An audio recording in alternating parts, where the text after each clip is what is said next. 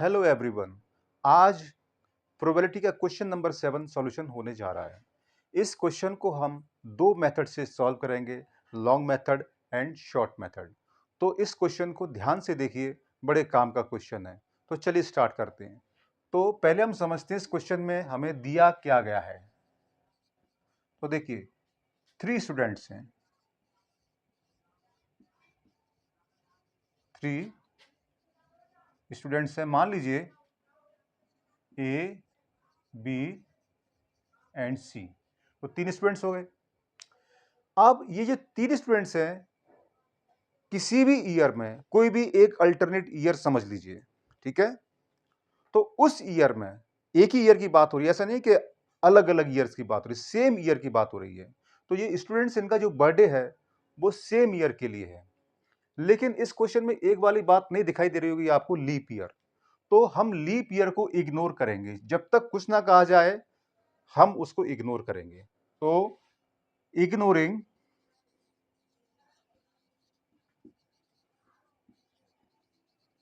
Leap year.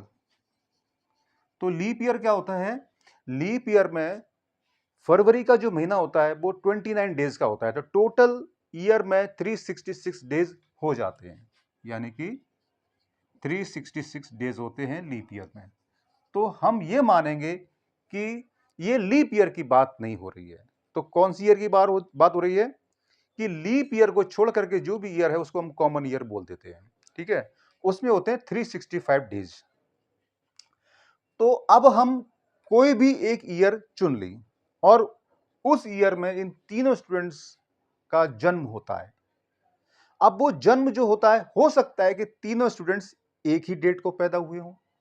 यह भी हो सकता है कि दो स्टूडेंट सेम डेट को पैदा हुए हों और तीसरा अलग। और यह भी हो सकता है कि तीनों स्टूडेंट्स अलग अलग डेट्स को पैदा हुए हों। तो हमारे पास जब हम इनको कॉम्बिनेशन बनाएंगे इनका डेट्स का, तो हमारे पास 3 पॉसिबिलिटी बनेंगी। एक एग्जांपल मान लेते हैं। मान लीजिए ए बी स्टूडेंट से इनका जो बर्थ डेट है वो सेम है, मान लीजिए 1 जनवरी। फिर बी का बर्थडे भी 1 जनवरी को है और सी का जो बर्थ डेट है वो भी 1 जनवरी को है। तो एक तो ये बन सकता है, यानी जब तीनों एक ही डेट में पैदा हुए हो। तो एक तो पॉसिबिलिटी हो सकती है। ऐसी मैंने 1 जनवरी का लिया है, आप 1 जनवरी से 31 दिसंबर तक कोई भी दिन या कोई भी डेट ऐसे करके मान सकते हो। यह भी पॉसिबिलिटी हो सकती है कि दो स्टूडेंट्स की बर्थडे सेम हो और तीसरे का बर्थ डेट अलग हो। तो मैंने मान लिया 2 जनवरी तीसरे वाले को। यह भी हो सकता है कि तीनों स्टूडेंट्स की बर्थ डेट अलग अलग हो। तो इस तरीके से हमारे पास 3 डेट्स की ग्रुप्स बनेंगे, यानी कि इन तीनों स्टूडेंट्स की जो आएगी इस तरीके से डेट्स, वो इन तीनों में से कोई जरूर होगी। या मतलब ये भी हो सकती है, ये भी हो सकती है और ये भी हो सकती है। तो अब ये क्वेश्चन क्या कहता है, देख लिया अगले लाइन में, the probability of 2 students not having the same birthday. अब 2 स्टूडेंट, देखिए इसके अंदर भी 2 स्टूडेंट्स आ रहे हैं, कम से कम 2 स्टूडेंट तो आ रहे हैं, इनकी बर्थडे सेम है। हालांकि तीनों की आ रही है, लेकिन कम से कम 2 तो है। तो इसमें क्या कह सकते हो कि कम से कम 2 स्टूडेंट्स की बर्थडे सेम है। इसके लिए इसमें एग्जैक्ट 2 स्टूडेंट्स की बर्थडे सेम है, इसमें किसी भी स्टूडेंट्स की बर्थडे सेम नहीं है। तो बर्थडे क्या है? The probability of 2 students not having the same birthday. तो ये जो प्रोबेबिलिटी बता रहा है वो इसकी बता रहा है, मतलब तीनों स्टूडेंट्स इस ग्रुप में आएंगे, उसकी प्रोबेबिलिटी ये है। अब इसको सॉल्यूशन कैसे करेंगे, ठीक है। अब इसको क्या समझते हैं कि हमने आपको बताया कि हम ले रहे हैं कॉमन ईयर्स। तो अब हम किसी एक स्टूडेंट्स को पहले सेलेक्ट करना पड़ेगा। अब ए स्टूडेंट्स है तो इसको मान लेते हैं पहले, ठीक है। तो मान लेते हैं जो ए स्टूडेंट्स है वो जब पैदा होता है तो 1 जनवरी से लेकर के 31 दिसंबर तक किसी भी डेट्स में पैदा होता है, तो होगा तो एक ही डेट में। तो 365 डेज में से कोई भी एक डेट्स इसकी पैदा होने की होगी। तो इसके पास मतलब कितने चॉइसेस हैं? 365 डेज की चॉइसेस है। तो फॉर ए के लिए क्या रहेगी? 365, है ना, डेज। ये रहेगी। जब हम ये मानते हैं कि हम ये क्या निकालना चाह रहे हैं कि तीनों स्टूडेंट्स की बर्थ डेट अलग अलग है, मतलब बर्थडे अलग अलग है, तो जब ए के लिए हमने चॉइस दे दी 365 डेज, तो जो बी है, जब मान लो ये 1 जनवरी को पैदा हो चुका है, तो बी 1 जनवरी को छोड़ करके किसी भी डेट में पैदा हो सकता है। तो फॉर बी, तो इसके लिए क्या हो गया, एक डेट कम हो जाती है, मतलब 364 डेज हो जाती है। अब सी के लिए क्या है, इसकी भी डेट्स अलग होनी चाहिए, है ना, not having the same birthday के लिए। तो जब ये एक डेट चुन लिया, इसने भी कोई एक डेट चुन लिया, तो ये उस डेट को पैदा नहीं होगा जो ये दोनों हो चुके हैं, तो उसके लिए होगा 363 डेट्स। तो फॉर सी 363 डेज, तो ये हो गए। अब क्या होगा कि अब ये बच्चे हैं, ये दोनों, या सॉरी ये तीनों, वो पर्टिकुलर किसी ईयर्स में पैदा होते हैं, तो अब हम इनको एक साथ लेंगे, तो एक साथ लेंगे तो वो क्या बनेगा, उसको बोलोगे आप कि उससे बनेगा number of outcomes favourable to E. E का मतलब इवेंट्स, क्या इवेंट है उनकी, मतलब वो कौन कौन से डेट्स की ग्रुप हैं जिनमें ये पैदा नहीं होते, मतलब एक साथ पैदा नहीं होते, या 2 या 3 कम से कम एक साथ पैदा नहीं होते हैं, तो उसकी क्या बनेगी 365 इंटू 364 इंटू 363। ये अब हमारे पास क्या है कि तीनों के लिए अगर हम एक वो ले लें जिसमें सभी मिक्सिंग हो, मतलब ये भी आ जाए, ये भी आ जाए, ये भी आ जाए। अभी ये जो हमने लिया है ना, वो इसके लिए लिया है, इसके लिए, यानी कि इसके लिए लिया है। अब हम इन तीनों को लेते हैं, तो इसके लिए क्या होगा, तो इसके लिए क्या होगा, number of all possible outcomes, तो उसके लिए क्या होगा 365 इंटू 365 इंटू 365। इसमें सभी डेट्स की ग्रुप आ जाती हैं। अब हम निकालेंगे प्रोबेबिलिटी, कौन सी,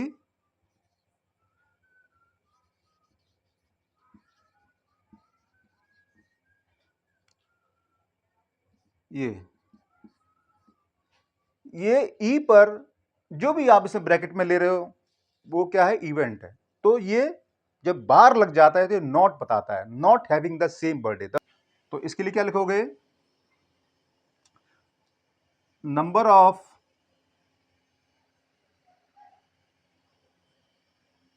आउटकम्स फेवरेबल टू ई, और डिनोमिनेटर में क्या आएगा, number of all possible outcomes. तो देखिए number of outcomes favourable to E कितना है, वो ये है, यानी कि 365 into 364 into 363 upon 365 into 365 into 365। ये कैंसिल हो गया। इसका सॉल्यूशन क्या आएगा, क्योंकि ये क्या कर रहा है, probability not having the same birthday, वो पहले से उसने ये दे दिया है, तो ये है।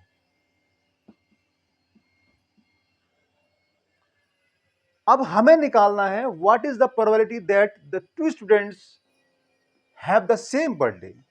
दो स्टूडेंट्स की, मतलब ये इसमें पूरा नहीं है क्लियर, मैं बता देता हूं इसका मतलब क्या होता है, एटलीस्ट टू स्टूडेंट्स, मतलब कम से कम दो स्टूडेंट्स की सेम बर्थडे होनी चाहिए, ज्यादा भी हो सकती है, तो ज्यादा कितना, 3 हो सकती है मैक्सिमम। तो ये जो बताना पूछना चाहता है क्वेश्चन है, वो इन दोनों की पूछना चाहता है, मतलब ये वाले जो डेट्स ग्रुप है इनकी होने की प्रोबेबिलिटी क्या है, वो ये पूछना चाहता है। अभी जो आई है वो इस ग्रुप की आई है, तो क्या करेंगे, हमारे पास प्रोबेबिलिटी का फॉर्मूला होता है, यानी कि प्रोबेबिलिटी को P बोल दीजिए, तो E bar plus P E is equal to 1। तो हमारे पास क्या दिया गया, ये दिया गया है 0.992 plus PE is equal to 1। तो पीई कितना आ जाएगा, 1 माइनस 0.992, तो ये आ जाएगा आपका पीई इज इक्वल टू 0.008। तो ये हमारा आंसर है। ठीक है, तो ये कौन सी प्रोबेबिलिटी आ गई, have the same birthday, having the same birthday. दो स्टूडेंट्स की, कम से कम दो स्टूडेंट की सेम बर्थ डेट होने की प्रोबेबिलिटी वो ये है। तो ये हमारा हो गया लॉन्ग मेथड। तो मैं इसको लिख देता हूं, लॉन्ग मेथड। अब इसको आप नोट कर लीजिए, मैं बताने जा रहा हूं शॉर्ट मेथड। तो अब स्टार्ट करते हैं short method.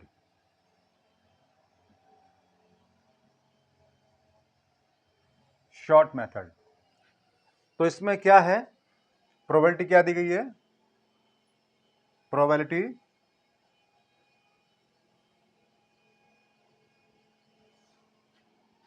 Not having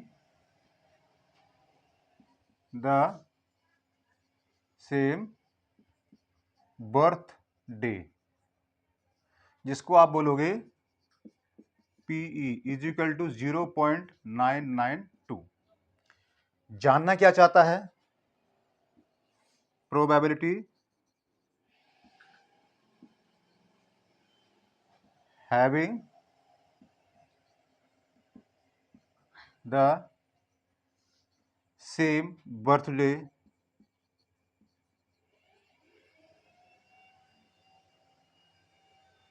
of two students of at least कर दो, एट लीस्ट टू स्टूडेंट्स। तो ये हमें फाइंड करना है।